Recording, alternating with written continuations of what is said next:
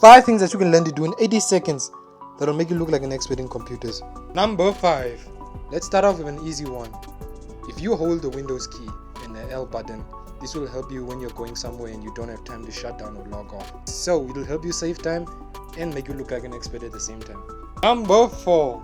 You're in the middle of a game and you want to search for something like the infamous Shrek meme on Google.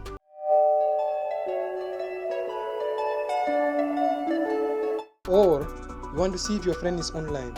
Holding the Alt button and then pressing the tab button would make this easier by allowing you to easily move from one tab to another. Moving on, number 3. Do you want to quickly exit out of tabs like a browser, a folder, or even a game?